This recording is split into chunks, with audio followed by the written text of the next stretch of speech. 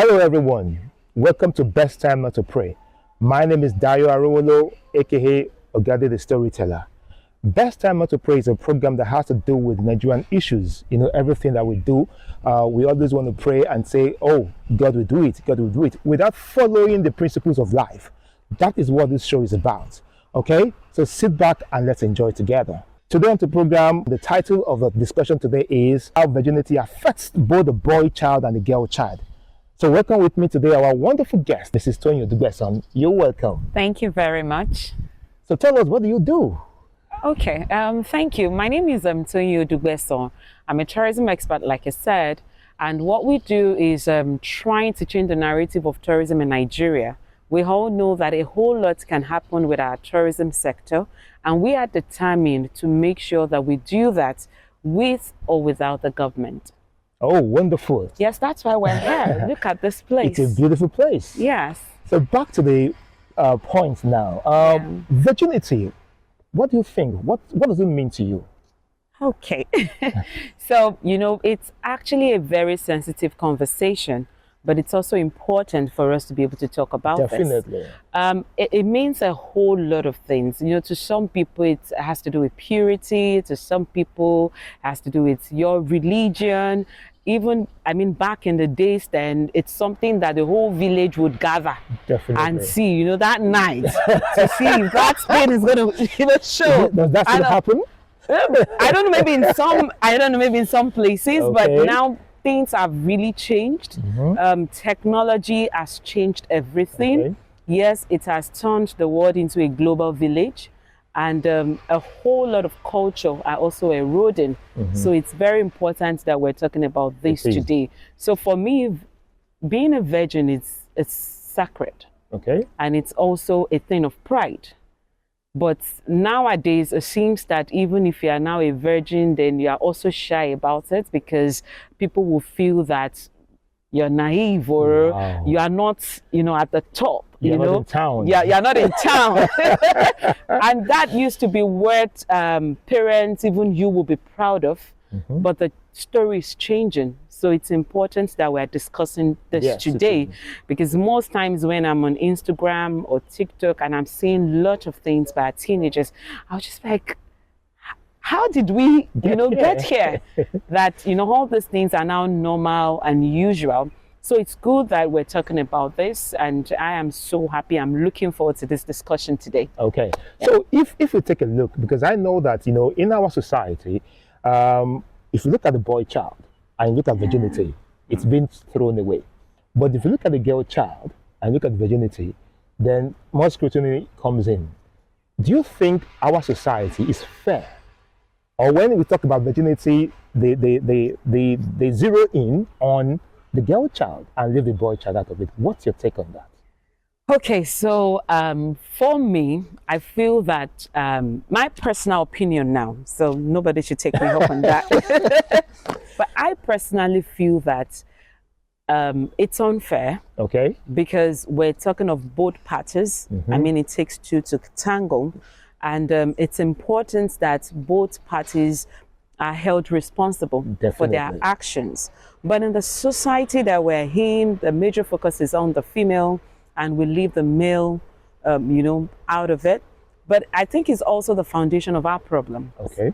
Because that's why we would also see that most marriages are also not working now. Sorry that I moved from virginity to marriage, but one way or the other, they're all related. Why? Because when we were growing up, you see major focus is on the girl. Oh, you're a woman, you become a wife, you have to do this, we have to do that. So there's a lot of focus on the woman being trained and being groomed, and the men are being neglected. And okay, you're a guy, you're fine. But the thing is, at the same time, we need to begin to also be conscious of those boys, because they would become men so that they can also be responsible. Because if they don't also know what really matters, that's why they would also run after girls and probably impregnate them. Fine. I think why the major focus is really on the girls is that you carry most of the burden. Okay. Because as the female, party, you will be the one to carry that child. Okay. If anything happens, which can stall your education, the guy will continue. Even though he has lost his virginity. Yes, even though he has lost his virginity. But as a female, I mean a young female, you have more to lose. Okay. So I think that's why the society would keep, you know, emphasizing on you have to keep yourself. But it's important and it is crucial that we extend it to both parties. Okay. I mean, that's when we can have a better society. Okay. So if we look at that, well, if we look at our young people right now, we find out that, like you said, that a lot of focus is on the girl child and not on the male child. But what do you think is responsible? You know, we have a society where we have parents, where we have government, where we have the society. What is responsible? What made us lose that connection? Is it media? Is it social media? Is it influence from external drugs? Is it when we look at our music industry, when we look at those music videos and how young people have access to it? Or is it because everybody now has phones, internet-enabled phones, and they have access to so many contents like that? What exactly is the issue?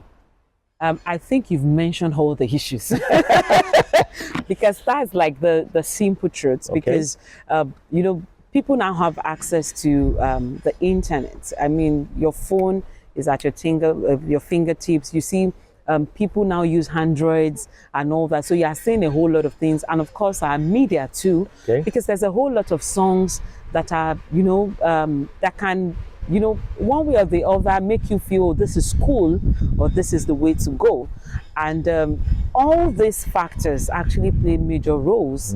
But it's also important for us to now be intentional and be conscious of what our children, I mean both male and female, are listening to. What are we exposing them to as parents? And also as parents, how are we guiding them? Because either we like it or not, the peer pressure is there. Which is another thing. It's there.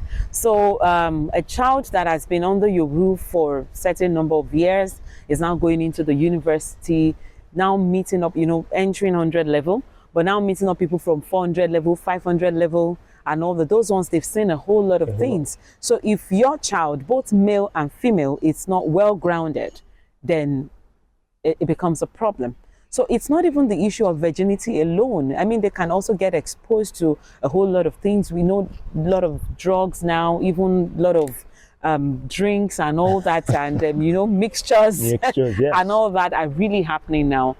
That it's also another problem that we need to begin to, you know, focus on and begin to see how can we, you know, eradicate all these things. If we take a look at our schools, our universities, or let me say, look at the public schools right now, you know, if you look at the numbers of enrollments, children enrollment in schools, you go to classes and you see that you have more female child than male child. And you look at the society at large, on the street, you see more male child than the female child. Now, bringing the issue of this virginity, because it is very, very important. And I wanted to say something to the boy child and the girl child that are still virgins. Yeah. Okay, so I think I'll first start by saying congratulations because it's I don't know the best way to express myself. If you're still a virgin, then it's a wonderful thing, and you need to be proud about it. I mean, be proud about it. Garaton. Yes, garaton, you know, buga, you know, because it's something sacred. It's something that you should be proud of. And, you know, some people might feel, oh, I'm shy. And no, don't be shy about it. It's okay. It's fine. And the simple truth is the husband or the wife that you would marry, I don't know your age right now, but that you would marry would appreciate it. And even your parents would be glad about it, because that way it's also build trust. Yes, okay. Because, you know, sometimes they have all this DNA issue. I don't even know if I'm the father. The mother. I don't even know, you know, there's a whole lot of things. So it means that you have a leverage. And truly, you know, losing your virginity at early age can lead to a whole lot of things. Pregnancy, True. I mean, circle of influence are people that you move with and all that. So you need to be careful so that they don't get to put you into peer pressure and think that that's the way to, that's the new cool. It's not really the new cool. And that's just the simple truth. And you know, all the, oh, you are beautiful, you are that, it's just a way to just get down there. And after that, what happens? After that, what really happens? So, like I said, congratulations, and make sure you keep to that for as long as you can. I know it's not easy, but it's usually worth it. I'm going to be biased a little bit right now. You focus more on the girl child. Yes, on the girl. Yes, but please talk to the boy child as well. It is important because in your last statement, you talked about the boy child, if he's well educated and has understanding on this issue, will become a better father. Oh, yes. Yes, so please emphasize on the boy child as well. Okay. So also as the boy child, I mean, I'm now being sincere now because it also tells on the kind of father that you become. Yep. I mean, we're in a society now where it's okay for the men to be married and go and start sleeping around, and we want to accept that. I mean, that's like another case, but that's how it usually starts. So if you can abstain at a young age, then it means that you can also do that when you are married. I'm a Christian. I know other religions and all that might accept, you know, having multiple and all that, but I would say that it gives you a solid foundation into your marriage. And it also helps you to be able to know that you're protecting your wife and you're protecting your children. Not that you go all out and is anything under the skirts that you want to chase after. So congratulations to we celebrate you. The studio today. Thank you so much for coming. Thank you so much. Thank you for having me. Please, if you're a boy child or a girl child and you're still a virgin, try and keep yourself. Please don't follow the peer pressure. Come on, it's for you and for your future and the future of our society, because the society starts from the family. So until I come your way again next time on the show, best time not to pray. Bye for now.